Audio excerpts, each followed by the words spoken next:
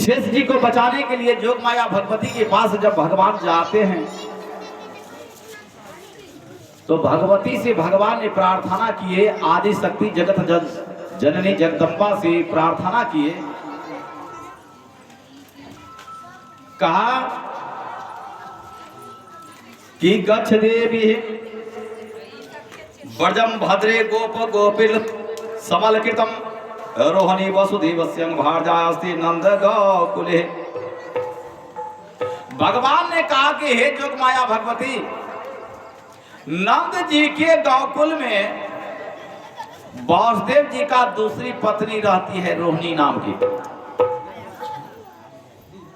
आप देवकी के गर्भ से बच्चा को खींच करके और रोहिणी के गर्भ में दे दीजिए।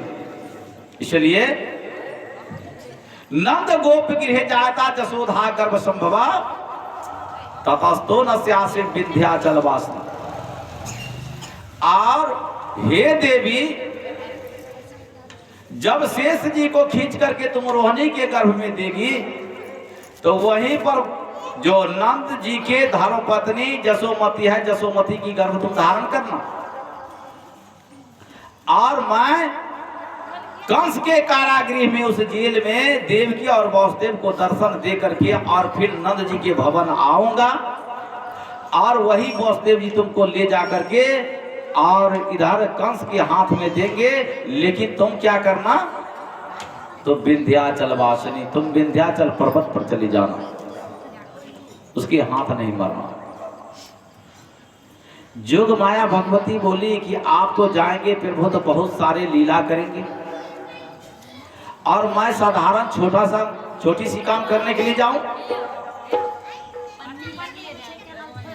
तब भगवान ने कहा कि भगवती, अगर मैं अवतार लूंगा तो साल में एक बार मेरा पूजा होगा, लेकिन आदि शक्ति के नाम से जितना पूजा होगा, क्या तो नवाने नवाने धाने कुर्वन्ति अस्थाने च नरा भवे दुर्गे भद्रकाली विद्या वैष्णवी च कोमदा चंडिका कृष्णा माधवेति कन्येति च माया नारायणी सायनी शारदे अंबिके च।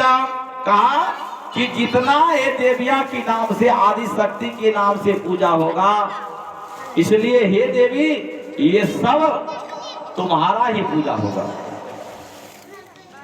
इसलिए नंद गोप गृह जाता जसोधा गर्भ संभवा ततस्तो नस्यास्मिन् विंध्याचल वासिनी, कि हे देवी तुम जाओ, दुर्गा काली भद्रकाली विद्या हस्ती पुष्टि दीप सेना नारायणी शारदा अंबिकी अम्बा सब नामों से आदि शक्ति के नाम से तुम्हारा ही पूजा होगा। इसलिए कहा कि हमारा पूजा साल में एक बार होगा, लेकिन तुम्हारा पूजा जितना देवियानों को नाम से होगा लेकिन 2 बार होगा। तो एक हम लोगों का जो दुर्गा पूजा चैती दुर्गा भी होता है, और कुछ दिन पहले हम लोगों का दुर्गा पूजा जो नवरात्र चला आश्विन मास में, कहा तुम्हारा पूजा होगा और 2 बार तुम्हारा पूजा होगा, लेकिन कहा हे भगवती तुम यह काम कर दो। तुरंत खुशी हुई भगवती और वहां से क्या काम करती है, तो जा करके सजना देवकी की गर्भ की बच्चा को खींच करके रोहिणी के गर्भ में दे दिया। रोहिणी गर्भवती हो गई। और जब रोहिणी गर्भवती होती है तो रोहिणी रोना शुरू कर दी कि हे परमात्मा, परमात्मा मेरा पति है जेल में और मैं गर्भवती हो गई, सती नारी होकर के मैं गर्भवती हो गई। परमात्मा मैंने कभी पर पुरुष को मुंह नहीं देखी, विधाता तूने क्या कर दिया। एक मेरा पति जेल में और दूसरी मैं कंस के डर से आज जसोमती के घर में छुप करके रहती हूँ। फिर भी परमात्मा तूने क्या किया कि सती नारी को तूने गर्भवती कर दिया। परमात्मा यह कलंक मिटने के योग्य नहीं है, इसलिए अब मन होता है कि मैं जाकर के जमुना जी में जाकर के डूब मरूं। खूब रो रही है, घर से नहीं निकल रही है रोहिणी। जब घर में रो रो करके अन्न जल छोड़ दी, तब क्या की, तो जसोमती माँ ने सोची कि रोहिणी को कई रोज से नहीं देख रहे हैं, शायद लगता है कि कोई तरह का दुख तकलीफ तो हो गया, बीमार तो न पड़ गई। जसोमती माँ जिस महलों में रोहिणी रहती थी, जसोमती माँ गई और आवाज लगाई कि रोहिणी, रोहिणी। रोहिणी बोली, हाँ बहन। कहा, क्या हुआ तुम्हें कि घर से बाहर नहीं निकलती है? रोहिणी बोली, कहने की लायक नहीं है। मैं कैसे बताऊं, कहने की लायक नहीं है। कहा, क्या हुआ? कहा, बहुत बड़ा कलंक लगा दिया भगवान, पता नहीं बहन। अगर सच बताऊं, सच के जग मारे जाए, झूठे जग पतियाए बहन। अगर सच बताऊंगा तो कोई विश्वास नहीं करेगा, इसलिए ना जाने विधाता का क्या करतूत होता है। कहा, क्या हुआ? तो बोली,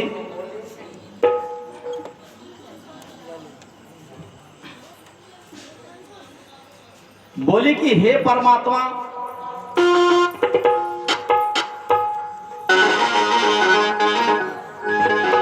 तूने क्या कर दिया?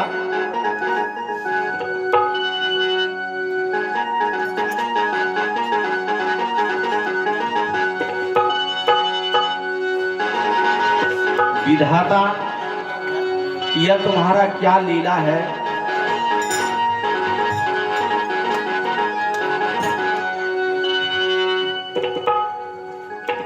इसलिए रोहिणी बोलती है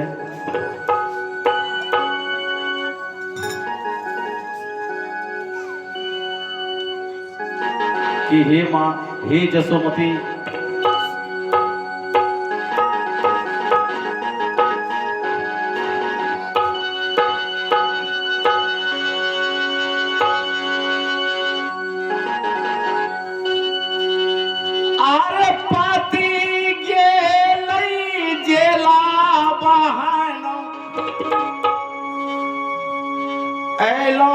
तोरा दुआरिया हे,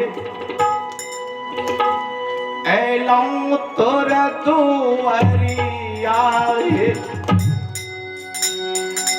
विधानाय रची दिलकई गर्भे फूले भरिया। विधानाय रची दिलकई गर्भे फूले भरिया हे।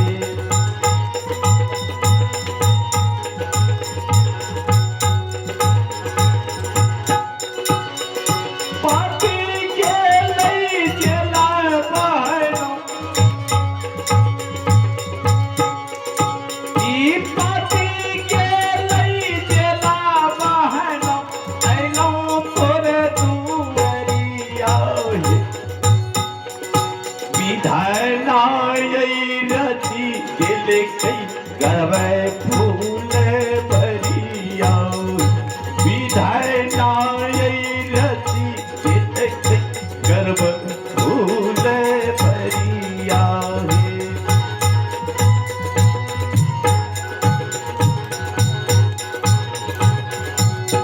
मां जसोमती बोली कि क्या पति जिसका जेल में और तुम गर्भवती है? रोहिणी बोली कि हाँ बहन, पता नहीं कि कैसे मैं गर्भवती हो गई। मां जसोमती बोली कि रोने ढोने से रोहिणी, ये काम बनने की लायक नहीं है। तुम कुलक्षणी हो, और मैं जा करके और बाबा नंद से जा करके मैं कह करके और तुम्हें आज जमुना जी में गला में घैला बांध करके डुबाऊंगी। रोहिणी बोली, विधाता अब मैं क्या करूं विधाता?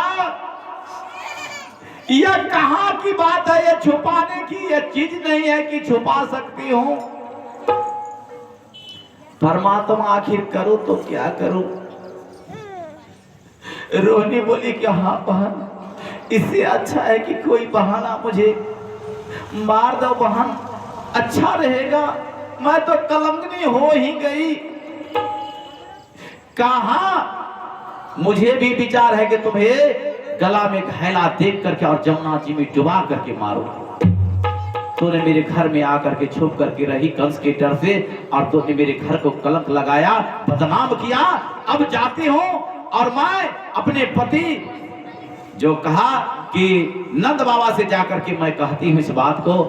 वहां से जसोमती माँ आई और बाबा नंद के पास में पहुंच करके और कही पतिनाथ का क्यों घबराई हुई है जसोमती? पतिनाथ कहने की लायक नहीं है। चौथापन उम्र हम लोगों का बीता और पति पत्नी एक जगह रहने के बाद एक भी बच्चा पैदा नहीं लिया। लेकिन आज कंस के डर से रोहिणी मेरे घर में छुप करके रह रही थी और उन्होंने गर्भवती है, मेरे घर में कलंक लगाई है। इसलिए मेरा विचार है कि यदि आप सलाह दे तो इसे मैं छोट पकड़ करके घसीटते हुए ले जाऊं और जमुना जी में गला में घैला दे करके डुबा कर। सजनाओ, विधि का विधान देखिए। आजकल भी बहुत माँ बहन ऐसी होती है कि गर्भवती जब होती है तो कभी कभी किसी माँ बहनों को गर्भ अलक्षित हो जाता है और ये भगवती की काम है। रोहिणी फूट फूट करके रो रही है कि ना जाने विधि का विधान अब क्या हो। जब इधर मां जसोमती और बाबा नंद इस बात में चिंता में पड़े हुए हैं, तब क्या काम किए? संजोग हुआ कि देव योग से जदुकुल के पुरोहित गर्गाचार्य मुनि आए।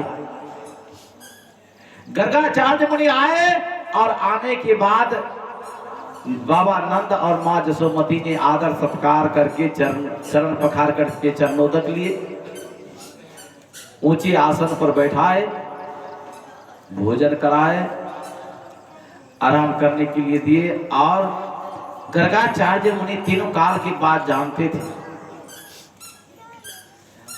गर्गाचार्य मुनि ने कहा कि नंद जी, जसोमती, आप तो मेरा सेवा कर रहे हैं लेकिन देखते हैं कि बहुत उदास है आपका शरीर। मां जसोमती वहां पर फूट फूट करके रोना शुरू कर दी और बोली कि हे महामुनि, आप तो त्रिकालदर्शी हैं, तीनों काल के बाद जानते हैं मेरे घर में कलंक लग गया। मुनि, हे महात्मन, आप तीनों काल के बाद जानते हैं, महात्मन बताइए कि मैं क्या करूं? जिसका पति हो जेल में, पत्नी गर्भवती और अपने को कहाती है सती। गर्गाचार्य ने धीरज बंधाए, कहा नंद जी, जसोमती, ये भगवान का लीला है। कहा मैं बताता हूं। भाद्र पद मास के कृष्ण पक्ष में षष्ठी के तिथि में रोहिणी का एक बच्चा का जन्म होगा। और कहा बाबा नंद से, जसोमती एक बात बताइए, आप गर्भवती हैं? जसोमती की आंख से आंसू टपक गई कि अब चौथापन में क्या गर्भवती होंगी। कहा रो नहीं।